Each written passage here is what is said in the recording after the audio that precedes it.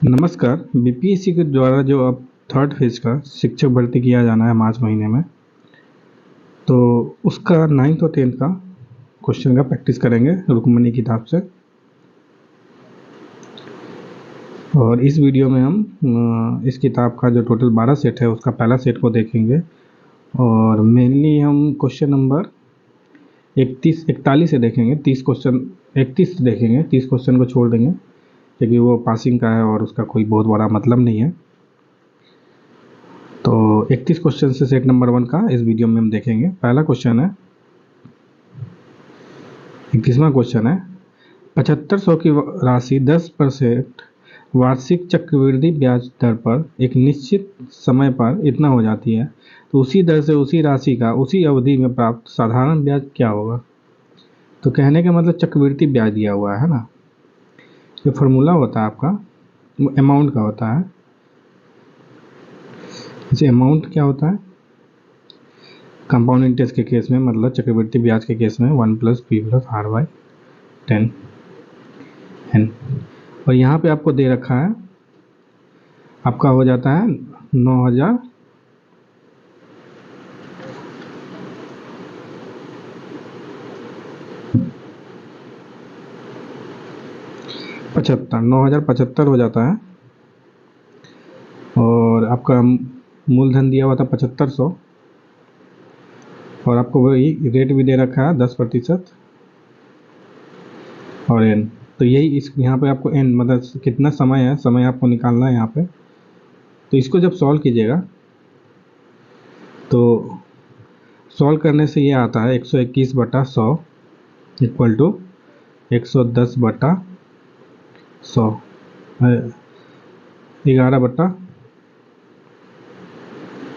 11/10 का whole square. ये क्या 11 का स्क्वायर है, ये 10 का स्क्वायर है, मतलब n की वैल्यू 2 हो जाएगी। मतलब कितना n है, मतलब 2 साल में आपका 7500 9,075 रुपये हो जाएगा, है ना। अब इस पर साधारण ब्याज आपको सिंपल इंटरेस्ट निकालना है। तो मूलधन कितना था 7500, और रेट कितना आपको दे रखा है 10%, n मतलब टाइम कितना है 2 साल बटा 100, तो ये हो जाएगा आपका 1500। मतलब कि आपका सिंपल इंटरेस्ट मतलब साधारण ब्याज जो दर मिलेगा आपको 1500 रुपये मिल जाएगा। 32वां क्वेश्चन है, यदि ये और थीटा 0 से 90 के बीच में है तो tan theta plus sec theta का मान कितना होगा। तो tan theta plus sec theta का मान निकालना, तो आप एक काम कर सकते हैं, इसको सभी को साइन में या कॉस में, ये जो मेन इक्वेशन दिया हुआ है इसको या तो साइन में एक टर्म में, जैसे कॉस साइन है तो इसको पूरे को, इस साइन को भी कॉस में कन्वर्ट कर दीजिए या कॉस को भी साइन में कन्वर्ट कर दीजिए। यहाँ पे इजी क्या पड़ेगा, कॉस को साइन में कन्वर्ट करना, क्योंकि कॉस स्क्वायर में एक रिलेशन होता है कॉस स्क्वायर और साइन स्क्वायर में, ताकि वहाँ से हम साइन या कॉस का वैल्यू निकालेंगे, उससे टैन का और सेक का वैल्यू निकाल लेंगे। तो देखिए 3 दिया हुआ है कॉस स्क्वायर थीटा होता है 1 - साइन स्क्वायर थीटा, है ना,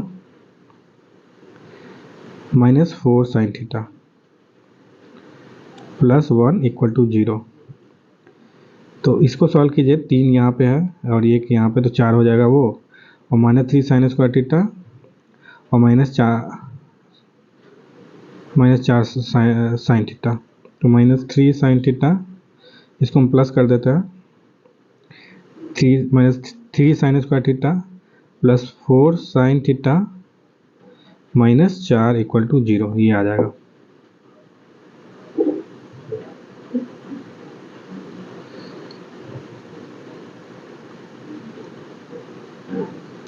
तो ये हो जाएगा आपका, ये 3 साइन स्क्वायर थीटा, फैक्टर कर दीजिए, मान लीजिए साइन स्क्वायर थीटा जो यहाँ पे है इसको x मान लीजिए, साइन थीटा जो है ना x मान लीजिए, इसको साइन थीटा को x मान लिए, तो आपको क्या हो जाएगा, ये 3x² + 4x - 4 = 0।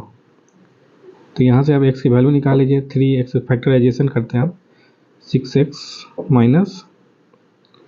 2x - 4 = 0, 3x x + 2 - 2x + 2 = 0। तो x की वैल्यू आ जाएगी एक यहाँ करने से -2, और x की वैल्यू आ जाएगी यहाँ से 2/3। और एक्स है क्या, साइन थीटा। एक्स जो है साइन थीटा की वैल्यू -1 से 1 के बीच में होती है, तो -2 हो नहीं सकता, ये गलत हो गया। और 2/3 हो जाएगा, मतलब इसका आपका साइन थीटा की वैल्यू 2/3 होगी। तो 2/3 को इस तरह से कर देते हैं 2/3। तो ये कितना हो जाएगा, एक राइट एंगल ट्रायंगल में ये 2 है और ये 3 है, तो ये हो जाएगा 3a² - 2a², मतलब √5। तो tan थीटा, हमें tan theta plus sec theta निकालना, तो tan थीटा क्या होगा, 2/√5 है ना, 2/√5 प्लस sec थीटा निकालना। sec थीटा क्या होता है, cos थीटा का उल्टा, मतलब 3/√5, मतलब 5/√5, मतलब √5। तो इसका आंसर √5 हो जाएगा, 32 का आंसर √5। समीकरण है 33वां क्वेश्चन ये है, इसके के मूलों का अंतर में निकालना है। तो देखिए, हमें जब क्वाड्रेटिक इक्वेशन होता है तो हमें प्लस का पता होता है कि रूट को, मूल को ऐड करने पे क्या आता है। जैसे ये क्वाड्रेटिक इक्वेशन आपको दे रखा था,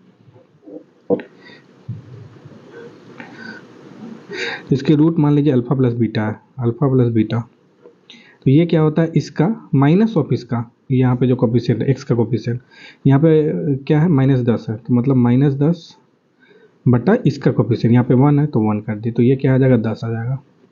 अल्फा इंटू बीटा क्या होता है, ये जो बाद में जो कांस्टेंट है लास्ट में, बटा ये कोफिशिएंट, तो 9/1, तो मतलब 9 हो जाएगा। हमें निकालना है सब्सट्रैक्शन, मतलब कि दोनों का अंतर निकालना, मतलब अल्फा माइनस बीटा का निकालना अंतर। देखिए, अल्फा प्लस बीटा दिया, अल्फा इंटू बीटा दिया, तो अल्फा माइनस बीटा होता है √under alpha minus alpha plus beta का होल स्क्वायर -4 अल्फा बीटा। ठीक, ये होता है। तो अल्फा प्लस बीटा का होल स्क्वायर आपको दिया हुआ है, 10 का स्क्वायर कर देंगे, यहाँ पे 4 इंटू अल्फा बीटा है 9, तो ये करने से 8 आ जाएगा, तो इसका आंसर 8 आ जाएगा। तो इसका आंसर हो गया आपका 8। देखिए, अगर वहाँ पे अगर आपको मतलब ये रहता -8 भी कहीं ऑप्शन में रहता तो वो भी सही होता, क्योंकि रूट के अंदर से जब चीज़ें निकलती है ना तो प्लस माइनस होता है। तो अल्फा माइनस बीटा आप प्लस माइनस लिखिए, प्लस माइनस जो भी 8 है ना, ऐसे लिखिए। तो यहाँ माइनस, क्योंकि यहाँ पे एक ऑप्शन आ गया और आपका 8 एक सही है, तो बस 8 मारिए। 34वां क्वेश्चन है, बिंदु दिस ये है और ये की दूरी मूल बिंदु से बताएं। तो मूल बिंदु मतलब क्या आ गया, ओरिजिन 0,0। तो आपका कहीं से भी डिस्टेंस क्या होता है, ये है आपका, ये कोऑर्डिनेट है a, b, तो क्या होता है √under a - 0 whole square plus b - 0 का होल स्क्वायर, ये होता है डिस्टेंस। यहाँ इस ये डिस्टेंस, ये दूरी। तो ऐसे यहाँ पे कॉस और साइन में दे रखा है, तो इसको लिख देंगे कि 0 का तो कोई वैल्यू है नहीं, तो a sine theta plus b cos theta whole square plus root के अंदर में ये है a sine theta a cos theta minus b sine theta का होल स्क्वायर। तो यहाँ पे इसको स्क्वायर तोड़िएगा, इसको भी स्क्वायर तोड़िएगा, तो देखिए यहाँ पे साइन स्क्वायर आएगा, a का कोफिशिएंट, a स्क्वायर का कोफिशिएंट क्या आ जाएगा, साइन स्क्वायर थीटा। यहाँ से साइन स्क्वायर थीटा आएगा, यहाँ से कॉस स्क्वायर थीटा, और sine square theta plus cos square theta 1 होता है, तो a स्क्वायर बच जाएगा। ऐसे यहाँ पे कॉस थीटा b स्क्वायर का कोफिशिएंट क्या आएगा, कॉस थीटा, और यहाँ पे क्या आएगा, b स्क्वायर का कोफिशिएंट साइन थीटा, तो cos square theta plus sine square theta 1 हो जाएगा, प्लस b स्क्वायर बच जाएगा, प्लस और भी कुछ बचेगा पर वो कट जाएगा। यहाँ पे क्या बचेगा, plus 2ab sine theta cos theta बचेगा यहाँ पे, और यहाँ पे माइनस लगा हुआ है, इसलिए -2ab cos sine theta cos theta, तो ये -2ab sine theta cos theta और plus 2ab sine theta cos theta cut जाएगा, तो बस आपका यही बचेगा। तो इसका आंसर a स्क्वायर प्लस √अंडर a square plus b square हो जाएगा, मतलब 34 का सी हो जाएगा आंसर।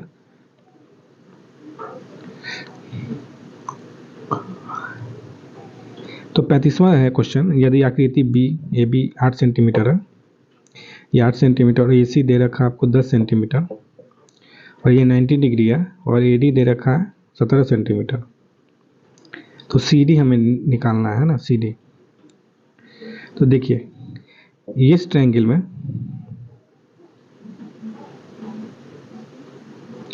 इस राइट एंगल ट्रायंगल में 8 है, ये 10 है, तो ये कितना हो जाएगा, root under 10 square minus 8 square, ये आ जाएगा 6।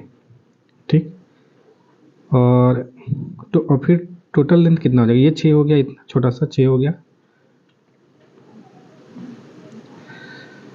फिर आपको निकालना है ये टोटल लेंथ, आपको ये दे रखा 8, ये दे रखा है 17, तो ये टोटल कितना हो जाएगा, तो ये राइट एंगल ट्रायंगल है, root under 17 square minus 8 square.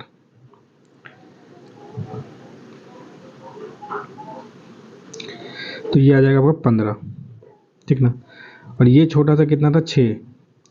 BC आपका 6 था, तो CD कितना हो जाएगा, 15 माइनस 6, 9 सेंटीमीटर।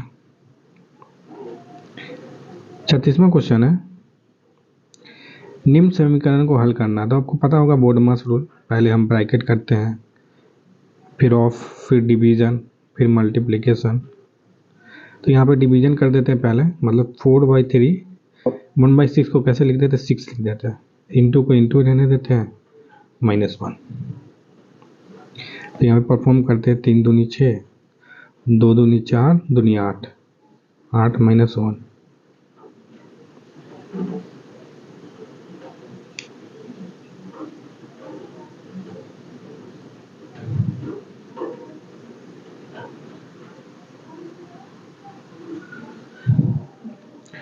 सो यहाँ पे एक गलती हो गया है, 4/3 इंटू 6 इंटू 2 माइनस 1, ये 3 दूनी 6 कटेगा, 2 दूनी 4 और 4 चौको 16, 16 माइनस 1, तो 15 आ जाएगा। इसका आंसर ये हो जाएगा।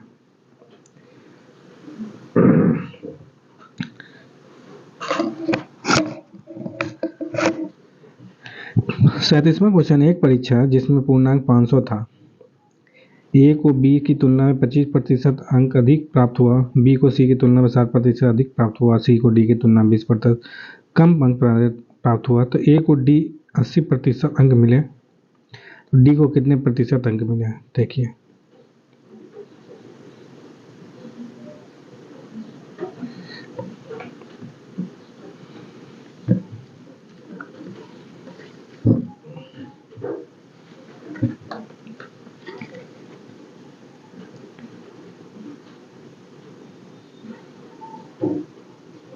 तो यहाँ पे क्या बोल रहा है, सब D की तुलना ही कर रहा है, मतलब सबसे छोटा है D, D किसी की तुलना में नहीं, D सबसे कम है। तो मान लेते हैं D को 100 अंक मिले। ठीक, मतलब 100%, या छोड़ दीजिए, 100 छोड़ दीजिए, इसको मिले X। ठीक। और तो बोल रहा है C को D की तुलना में 20% कम मिला।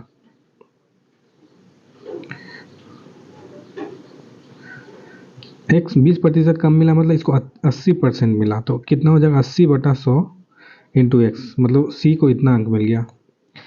फिर बोल रहा है B को C की तुलना में 60% अधिक मिला। 60 का क्या मतलब हुआ, 160/100 इंटू 80/100, 80/100 को लिख देते हैं 8x/10, ये लिख देते हैं हम।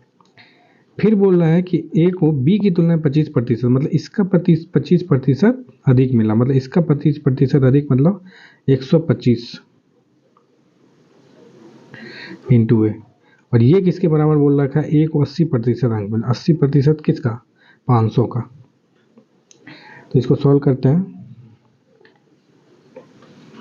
125/100 into 160/100 into 8/10 into x equal to 80%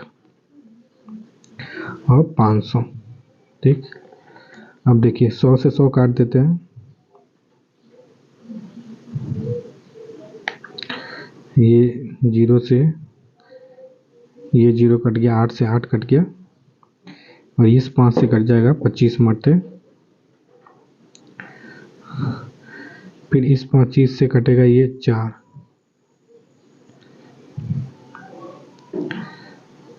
x की वैल्यू कितनी हो जाएगी, और यहाँ पे एक 16 है, 16/4 कर दिया और 4 25 कर दिया। एक्स की वैल्यू हो जाएगी, ये बचेगा 250। एक्स क्या था, डी का, डी को कितने अंक प्राप्त हुए, 250। तो 250 क्या होता है,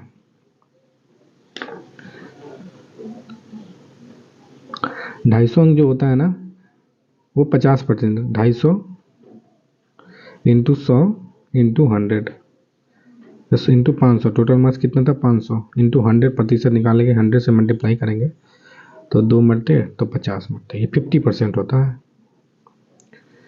तो 50% तो किसी 50% किसी आंसर में नहीं है, तो इसका आंसर ई हो जाएगा।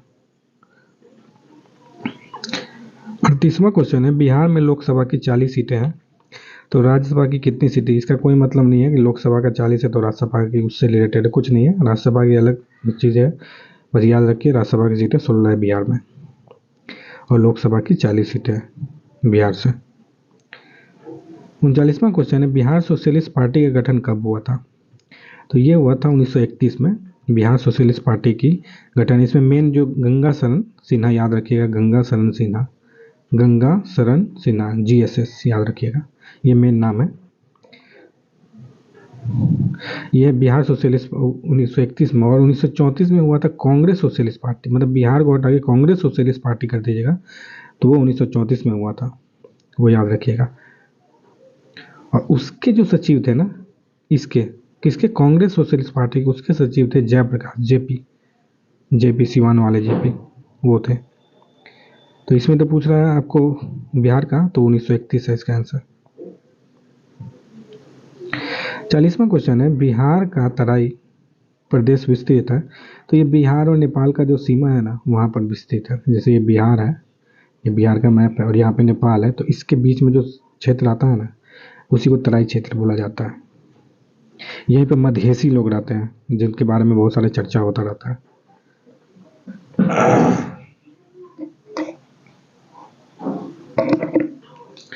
41वां क्वेश्चन, तंबाकू उत्पादन में बिहार का देश में कौन सा स्थान। तो बिहार तंबाकू उत्पादन में आपका 6ठे स्थान पे आता है,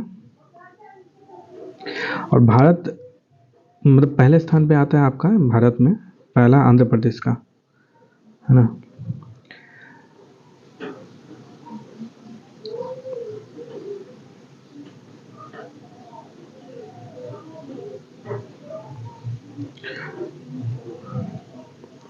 बयालीसवां क्वेश्चन है, बिहार में सर्वाधिक अनुसूचित जाति जनसंख्या वाला जिला कौन सा है। तो अनुसूचित जाति जनजाति आपका पश्चिम चंपारण में, अनुसूचित जनजाति। और यही अगर सर्वाधिक अनुसूचित जाति पूछ देता, एससी पूछता तो वो गया में है ना, बोध गया वही। एससी सबसे ज़्यादा गया में, और एसटी आपके ऊपर वेस्ट चंपारण में सबसे ज़्यादा। 17वां प्रवासी भारतीय दिवस 2023 सम्मेलन कहाँ आयोजित किया गया था। तो ये आपका इंदौर में किया गया था, ये जो कि स्वच्छता के रैंकिंग में हमेशा लगभग 6-7 साल से टॉप पे आ रहा है, 1 नंबर पे आ रहा है। इस बार के मुख्य अतिथि कौन थे, भारतीय प्रवासी। ये प्रवासी भारतीय दिवस कब मनाया जाता है, 9 जनवरी को। इस दिन क्या हुआ था 1915 में, 9 जनवरी 1915 में महात्मा गांधी वनवास के बाद, या मतलब कि एक तरह से सब कुछ छोड़ छाड़ के भारत वापसी किए थे साउथ अफ्रीका से। और इस बार के मुख्य अतिथि 2023 के मुख्य अतिथि कौन थे। अब तो 24 भी आ चुका है, तो 2023 में थे गुयाना के राष्ट्रपति डॉक्टर मोहम्मद इरफान अली।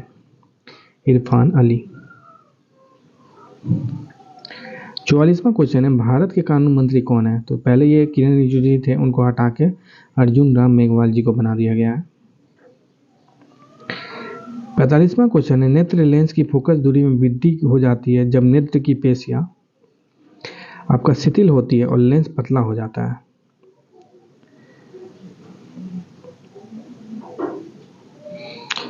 तो सिलियरी मसल्स होते हैं, सिलियरी मसल्स, वो जब फैलता है तो लेंस मोटा हो जाता है ना, यहाँ पे लेंस पतला बोला जा रहा है। तो सिलियरी मसल्स जब आपका एक तरह से सिकुड़ता है तब आपका लेंस पतला हो जाता है और फोकस का दूरी बढ़ जाता है। लेंस पतला मतलब फोकस का दूरी बढ़ गया, और सिलियरी मसल पतला, सिकुड़ गया। ठीक ना, तो ये सभी चीज़ें एक साथ होती है। 75, 45वां 46वां क्वेश्चन है, प्रतिरोध का ऐसे ही मात्रक क्या है? तो प्रतिरोध आपका ओम है, मतलब वोल्ट पर एम्पियर। 47वां क्वेश्चन है, कौन सा पेशी युग्म अनैच्छिक पेशियों के रूप में कार्य करता है? अनैच्छिक मतलब कि जिस पे आपका कंट्रोल नहीं है, वो खुद ब खुद होता रहेगा। तो चिकनी पेशियाँ ऐसी होती है ये और हृदयक पेशियाँ, ये सब हृदय आपका हमेशा चलता रहता है, आप उसको नहीं रोक सकते हैं, है ना। और खुद से रोक लिए तो समझ रहे क्या होगा। तो बस इस तरह से समझ सकते हैं, ये आपके कंट्रोल में नहीं है, ये ऑटोमेटिक चलता रहता है, चलता रहता है। बी आंसर इसका हो जाएगा इसलिए। 48वां क्वेश्चन है, शक्कर के इस परिवर्तन में होता है, देखिए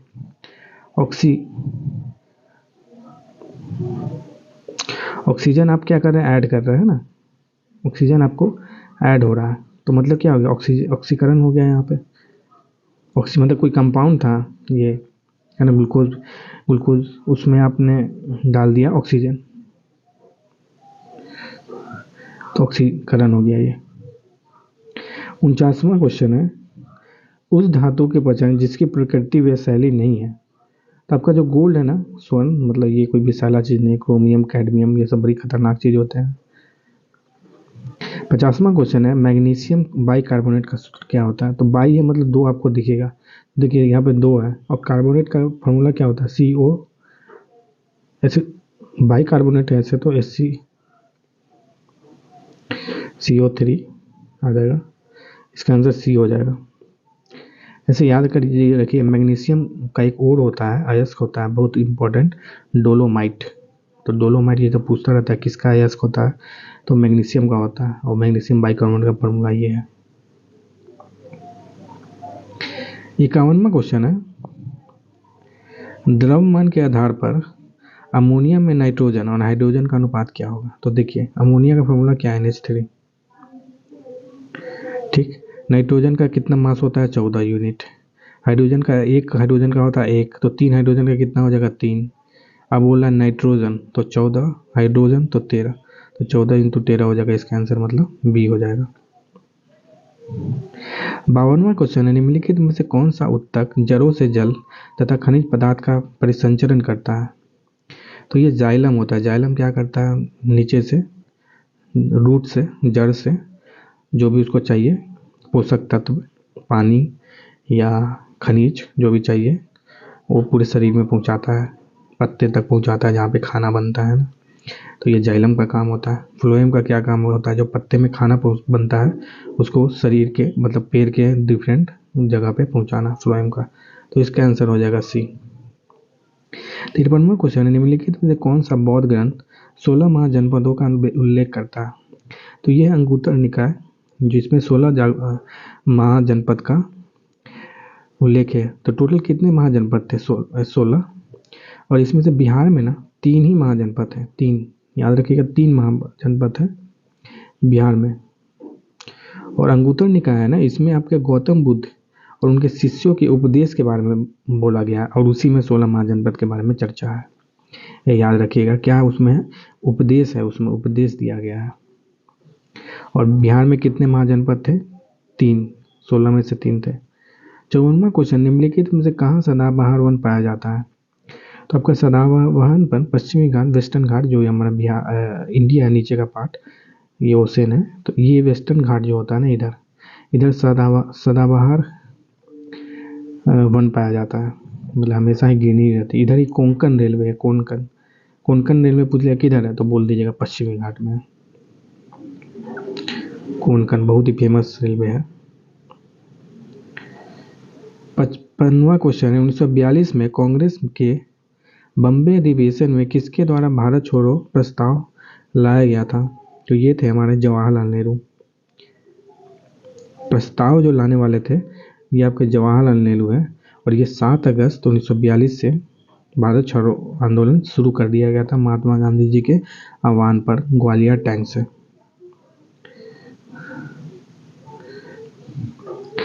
56वां क्वेश्चन है, निम्नलिखित में से कौन जहांगीर के दरबार में ब्रिटिश शासक जेम्स प्रथम का राजदूत था? तो जहांगीर के दरबार में जो ब्रिटिश जेम्स प्रथम ने विलियम हॉकिंस को भेजा था, बड़ा ही फेमस था ये जेम्स प्रथम। सोच के तो आया था कि अकबर से मिलेंगे, पर यहाँ आया तो वो जहांगीर उस समय जिंदा थे। और भी जहांगीर के टाइम में जो लोग आए थे, हॉकिंस हॉकिंस के बारे में एक और बात था, इसको 400 का मनसब दिया, 400 घोड़े का मनसब मिला था इसको। और हॉकिंस ने ही जहांगीर को खान की उपाधि दी थी। इसके अलावा थॉमस रो, विलियम फिंच, ये लोग भी आया था जहांगीर के दरबार में।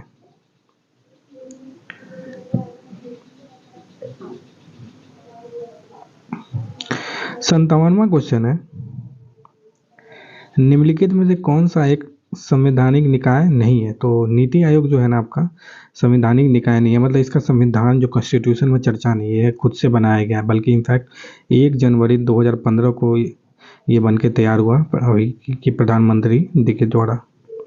यूपीएससी है आपका संविधान में चर्चा, आर्टिकल 300 सॉरी चुनाव आयोग है आपका 324, वित्त आयोग है आपका 280 और यूपीएससी है आपका 315। आर्टिकल 315 में संघ लोक सेवा आयोग के बारे में चर्चा है।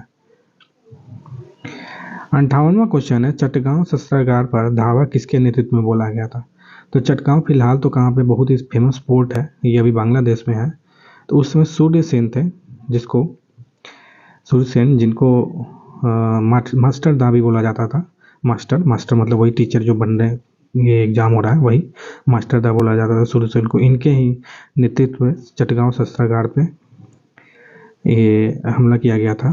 ये इंडियन रिपब्लिकन आर्मी की स्थापना की थी इन्होंने इंडियन रिपब्लिकन आर्मी IRA। एक तो सुभाष चंद्र बोस ने किया था, वो अलग है, और इन्होंने इंडियन रिपब्लिकन आर्मी की स्थापना की थी। 59वां क्वेश्चन है, चंपारण सत्याग्रह के दौरान बिहार में नील बागान मालिकों ने अवैध वसूली का कितना प्रतिशत वापस करने का राजी हुआ? तो जब चंपारण सत्याग्रह खत्म हुआ, उसके बाद तीन कटिया सिस्टम मतलब खत्म हुआ, तो उसके बाद जब कमेटी बैठी थी, FG सलाई के नेतृत्व में, SLAI सलाई के नेतृत्व में जब एक कमेटी बैठी, एग्रीगेशन बिल पास हुआ, तो उसमें यही बोला गया कि 25% वापस करेंगे, कौन? बागान मालिक, अवैध जो वो लोग लिए हैं।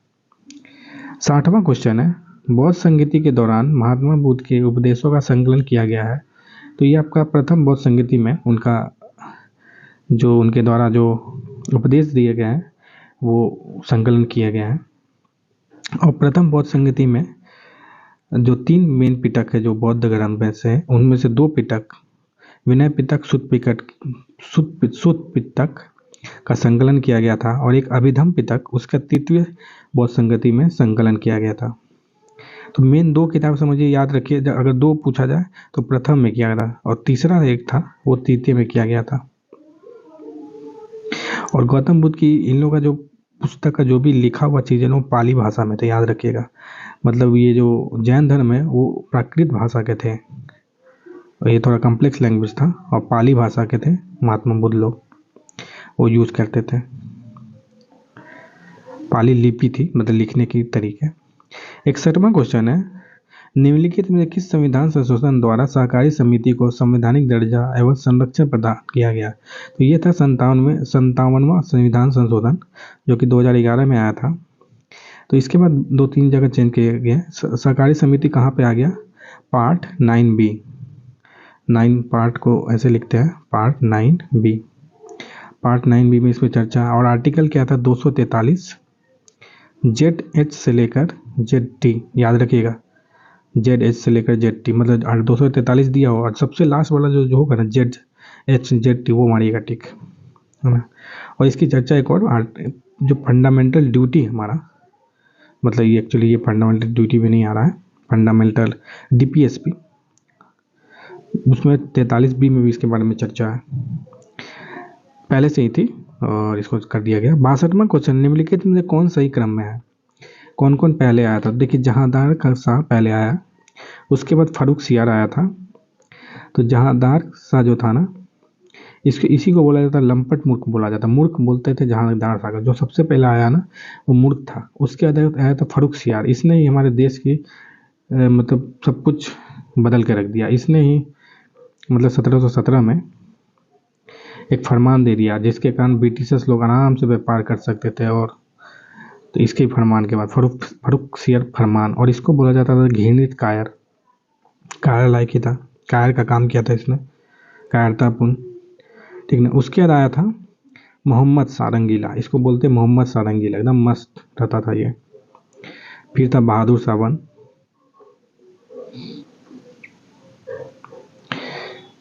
बहादुर शाहवन तो पहले ही अलग ही है।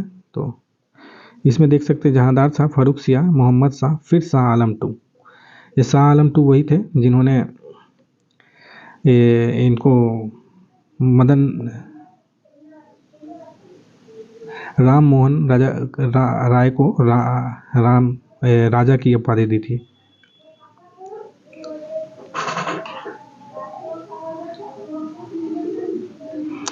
तो इसका आंसर सी हो जाएगा। 63वां क्वेश्चन है, गांधी जी के दांडी मार्च के समय भारत का वायसरॉय कौन था?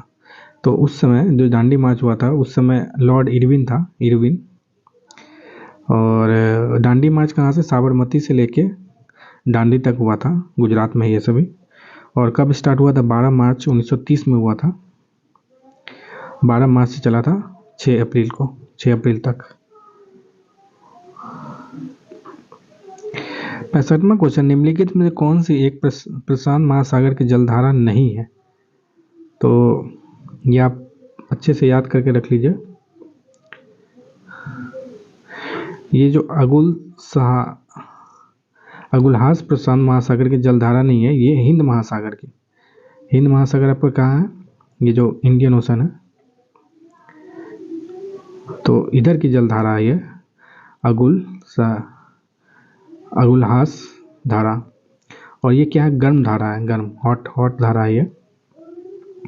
अलास्का आपको पता ही होगा, अलास्का ये मतलब कि अमेरिका के साइड का ही है ये, अलास्का, कैलिफोर्निया, ये सभी। और अलास्का भी गर्म जलधारा, अगुलहास भी गर्म जलधारा, याद रखिए। 66वां क्वेश्चन है, किस अक्षांश रेखा को वास्तविक लंबाई भूमध्य रेखा की आधी होती है? तो ये है आपका 60 डिग्री। 67वां क्वेश्चन है, भारत में निम्नलिखित में से कौन सा अधिनियम वन्य जीवों को संरक्षण प्रदान करता है? तो ये था वन्य जीव अधिनियम 1972। 68वां क्वेश्चन है, निम्नलिखित में से कौन कृत्रिम पारिस्थितिक तंत्र है? मतलब खुद से बनाया गया है, वो पारिस्थितिक तंत्र खुद से बनाया गया है। तो धान का खेत हम खुद से बनाते हैं, जहाँ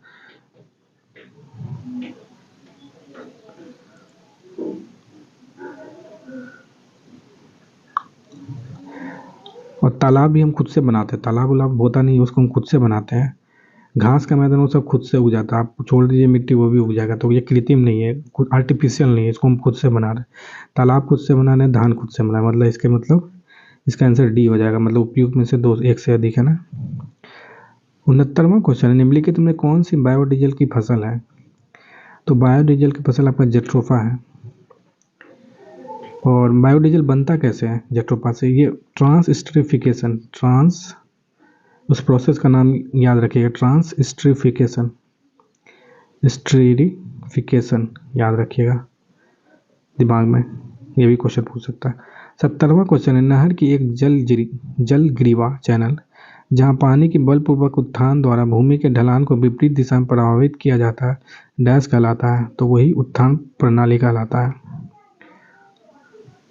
तो ये था आपका जीएस पार्ट सेट 1 का। गणित का क्वेश्चन को दूसरे किसी वीडियो में सॉल्व करेंगे। सेट 1 का जीएस पार्ट है, और नेक्स्ट वीडियो में हम सेट 2 का जीएस पार्ट लेकर आएंगे, मतलब 31 से 70। अगर ये वीडियो अच्छा लग रहा है, कुछ गलती या कुछ सही लग रहा है, तो नीचे कमेंट कीजिए और हमारे साथ ऐसे ही बने रहिए। चलिए मिलते हैं अगले वीडियो में, तब तक के लिए।